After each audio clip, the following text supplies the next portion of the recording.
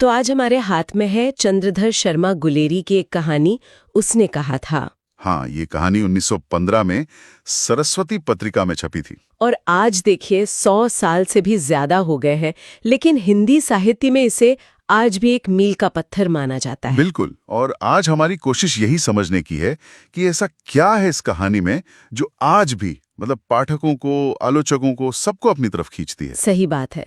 तो हमारे पास कहानी का मूल पाठ तो है ही, साथ में कई साहित्यिक विश्लेषण भी हैं। तो चलिए इस कहानी की दुनिया में उतरते हैं और देखते हैं कि इसके पन्नों में क्या राज छिपे हैं। कहानी की शुरुआत होती है अमृतसर के एक बहुत ही भीड़ भाड़ वाले बाजार से। और लेखक ने जो माहौल बनाया है वो कमाल का है। हाँ, वो बम्बू काट वालों की बोली, बचो खालसा जी, हट जा जीने जोगिए, ऐसा लगता है जैसे हम वहीं पहुंच गए हैं। बिल्कुल। वो कहते हैं ना कि बड़े शहरों की कर्कश भाषा के मुकाबले ये मरहम जैसी लगती है। मरहम जैसी, बिल्कुल सही कहा। ये माहौल बनाना बहुत जरूरी था क्योंकि कहानी का जो दिल है वो इसी माहौल में धड़कना शुरू होता है। और यहीं पर हमारी कहानी के दो मुख्य किरदार पहली बार मिलते हैं। एक 12 साल का लड़का लहना सिंह और एक 8 साल की लड़की। लड़का अपने मामा के केश धोने के लिए दही लेने आया है और लड़की रसोई के लिए बड़ियां। बहुत ही आम सी बात है। हाँ, और यहीं पर लड़का बड़ी शरारत से उससे एक सवाल पूछता है, तेरी कुड़माई हो गई? यानी संगाई हो गई। और लड़की का जवाब धत कहकर भाग जाती है। ये इतना असली लगता है ना? कोई ड्रामा नहीं, कोई बड़ी बड़ी बातें नहीं। और ये सिलसिला फिर चलता रहता है करीब महीने भर। जब भी मिलते हैं लड़का वही सवाल पूछता है और लड़की का वही जवाब। ये बचपन का जो एक मासूम सा लगाव है, वही कहानी की नींव बनता है। लेकिन फिर एक दिन सब बदल जाता है। हाँ, एक दिन लड़के के उसी सवाल पर लड़की का जवाब अलग होता है। वो अपनी उम्र से ज्यादा गंभीरता से जवाब देती है, हाँ हो गई। और सबूत के तौर पर अपना रेशमी फूलों वाला सालू दिखाती है। लहना सिंह के लिए ये एक झटके जैसा था। और उसका जो रिएक्शन है वो देखने वाला है। वो घर लौटते हुए जैसे आपा खो बैठता है। एक लड़के को नाली में धकेल देना, एक खोमचे वाले की पूरी कमाई गिरा देना, सब्जी के ठेले में दूध उड़ेल देना। ये क्या दिखाता है? ये उसके अंदर का गुस्सा है ना? बिल्कुल, ये उसकी बेबसी और निराशा का एक तरह से विस्फोट है। वो उस लड़की पर तो गुस्सा नहीं कर सकता, तो दुनिया पे निकाल रहा है।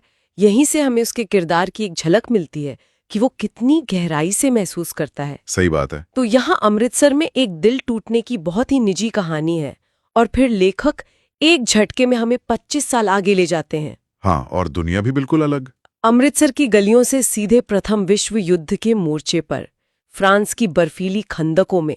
ये जो छलांग है, ये उस जमाने के हिसाब से एक बहुत बड़ा साहित्यिक प्रयोग था, जिसे हम आज फ्लैशबैक कहते हैं। और फ्रांस का माहौल अमृतसर से एकदम उल्टा। भयानक सर्दी, पिंडलियों तक कीचड़ और हर पल मौत का साया।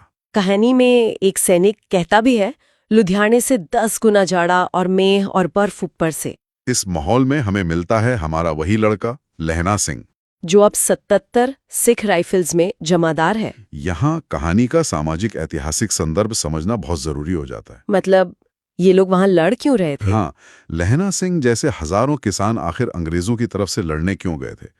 कहानी में एक लाइन आती है, निमोनिया से मरने वालों को मुरब्बे नहीं मिला करते। मुरब्बे? इसका क्या मतलब हुआ? मुरब्बे यानी जमीन के चौकोर टुकड़े, जो ब्रिटिश सरकार सैनिकों को बहादुरी के इनाम में देती थी। अच्छा, तो मतलब ये लोग सिर्फ किसी राजा के लिए नहीं बल्कि जमीन पाने की उम्मीद में भी लड़ रहे थे। हाँ, एक बेहतर भविष्य का सपना था। गुलेरी जी ने युद्ध की महिमा नहीं गाई है, उन्होंने उसकी क्रूर सच्चाई दिखाई है। और उस क्रूर सच्चाई के बीच भी लहना सिंह का जो स्वभाव है वो नहीं बदलता। बिल्कुल। खंदक में सूबेदार हजारा सिंह का बेटा है बोधा सिंह, वो बीमार है। और लहना सिंह उसे ठंड से बचाने के लिए अपने दोनों कंबल और अपनी जर्सी तक उसे दे देता है। और खुद सिगड़ी के सहारे कीचड़ में रात गुजारता है। ये उसका स्वभाव है, दूसरों की परवाह खुद से ज्यादा करना। और फिर कहानी की दोनों कड़ियां जुड़ती हैं। एक फ्लैशबैक आता है फौज पर जाने से ठीक पहले का। लहना सिंह सूबेदार हजारा सिंह के गांव से होकर गुजरता है और सूबेदार उसे अपने घर ले जाता है और कहता है कि उसकी पत्नी यानी सूबेदारनी उसे जानती है और मिलना चाहती है। लहना सिंह हैरान है कि वो सूबेदारनी को कैसे जान सकता है, लेकिन जब वो अंदर जाता है तो पहचान जाता है कि ये तो वही लड़की है। वही लड़की जिससे वो 25 साल पहले अमृतसर में मिला था। और वो मुलाकात, उफ, वो कहानी का दिल है सूबेदारनी उसे एक और भूली हुई बात याद दिलाती है। कि कैसे बचपन में लहना ने उसे एक बेकाबू तांगे से बचाया था। हाँ, और फिर वो रोते हुए अपना आंचल पसार कर उससे एक वचन मांगती है। वो कहती है, मेरे तो भाग फूट गए। एक बेटा है, फौज में भर्ती हुए उसे 1 ही बरस हुआ। जैसे तुमने उस दिन मेरे प्राण बचाए थे, वैसे ही इन दोनों को बचाना। इन दोनों यानी अपने पति और अपने बेटे को। ये मेरी भिक्षा है, तुम्हारे आगे मैं आंचल पसारती हूँ। यही वो पल है जहां से कहानी का शीर्षक आता है, उसने कहा था। बिल्कुल, इसी एक वादे ने लहना सिंह के सैनिक कर्तव्य को प्रेम, त्याग और बलिदान के एक महान कार्य में बदल दिया। अब वो सिर्फ एक जमादार नहीं है, अब वो एक वचन का वाहक है। उसका जीवन का लक्ष्य ही बदल गया है। चलिए अब वापस फ्रांस की खंदक में लौटते हैं। एक रात एक जर्मन अफसर आता है, अंग्रेज लेफ्टिनेंट साहब का भेष बदलकर, और वो सूबेदार को एक नकली हुक्म देकर टुकड़ी के साथ कहीं और भेज देता है। उसका प्लान साफ था, ज्यादातर सिखों को दूर भेजकर बचे हुए लोगों पर हमला करना और खंदक पर कब्जा कर लेना। लेकिन लहना सिंह की नजरें बहुत तेज हैं। हाँ, वो नकली अफसर की गड़बड़ियों को पकड़ लेता है। जैसे वो उसे सिगरेट पीने को कहता है, जबकि सिख तंबाकू नहीं पीते, और वो किताबी उर्दू बोलता है, और शिकार की झूठी कहानियां। हाँ, कि नीलगाय के सींग 2-2 फुट के होते हैं। लहना सिंह तुरंत समझ जाता है कि दाल में कुछ काला है। और यहाँ उसकी हाजिर जवाबी देखने लायक है। वो घबराता नहीं है बड़ी चालाकी से वजीरा सिंह को बेचकर सूबेदार को वापस बुलाता है और अकेले ही दुश्मन का सामना करने की तैयारी करता है। जब वजीरा सिंह करता है कि हम तो बस 8 लोग हैं, तो उसका जवाब देखिए। 8 नहीं, 10 लाख। एक एक अकालिया सिख 1.25 लाख के बराबर होता है। क्या आत्मविश्वास है! ये उस वक्त सिख रेजिमेंट के जज्बे को दिखाता है। और फिर लड़ाई शुरू हो जाती है।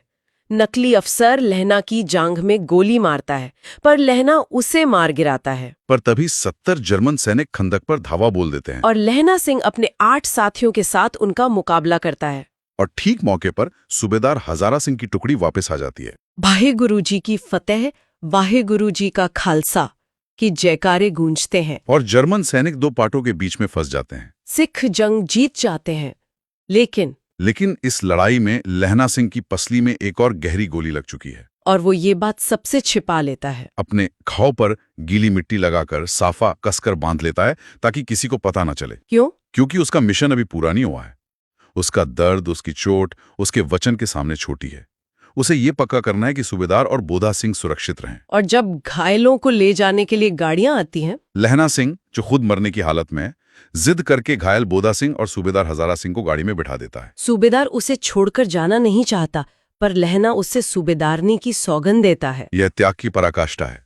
वो उन्हें सुरक्षित भेज रहा है, ये जानते हुए कि शायद वो खुद सुबह नहीं देख पाएगा। और जाते जाते वो सूबेदार से अपना अंतिम संदेश कहता है। जब घर जाओ तो सूबेदारनी से कह देना कि जो मुझसे उसने कहा था वो मैंने कर दिया। एक बहुत ही साधारण वाक्य है, लेकिन इसमें भावनाओं का एक पूरा समंदर छिपा है। ये निस्वार्थ प्रेम का चरम है। लहना सिंह का प्यार कुछ पाने का नहीं है, उसका प्यार उस वादे को निभाने में है, चाहे उसकी कोई भी कीमत चुकानी पड़े। उसे बदले में कुछ नहीं चाहिए, बस एक संतुष्टि की उसने अपना वचन पूरा किया। और फिर वजीरा सिंह की गोद में लहना सिंह दम तोड़ देता है। मरते हुए उसकी यादें फिर से अमृतसर के उसी बाजार में लौट जाती हैं। हाँ, उसकी आंखों के सामने युद्ध का मैदान नहीं, बल्कि अमृतसर का वही बाजार घूम जाता है। वही 8 साल की लड़की, वही सवाल, तेरी कुड़माई हो गई। उसका जीवन जहां से शुरू हुआ था, एक तरह से वहीं आकर खत्म होता है। ये दिखाता है कि उसकी पूरी जिंदगी का केंद्र बिंदु, उसकी सबसे कीमती याद, वही एक मुलाकात थी। युद्ध, बहादुरी, जमादारी, ये सब उसके लिए बाहरी चीजें थीं। अंदर से वो आज भी वही 12 साल का लड़का था। और कहानी का अंत, वो तो दिल पर चोट करता है। हाँ, अखबार की वो छोटी सी खबर।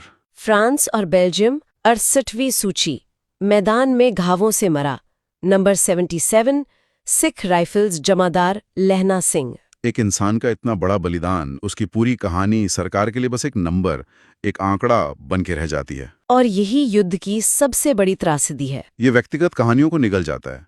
लहना का बलिदान व्यक्तिगत स्तर पर महान है, लेकिन युद्ध के बड़े परिप्रेक्ष्य में वो सिर्फ एक नंबर है। तो उसने कहा था, सिर्फ एक प्रेम कहानी नहीं है, यह प्रेम, कर्तव्य, त्याग और युद्ध की कठोर वास्तविकता की कहानी है। बिल्कुल, और अपनी मनोवैज्ञानिक गहराई और नवीन शिल्प के कारण ये आज भी उतनी ही प्रासंगिक है। यह कहानी एक और सवाल भी तो उठाती है ना? हाँ, कि लहना सिंह जैसे हजारों भारतीय सैनिक एक ऐसे युद्ध में अपनी जान दे रहे थे जो उनका अपना नहीं था। वे एक साम्राज्य के लिए लड़ रहे थे जिसने उनके अपने देश पर कब्जा किया हुआ था।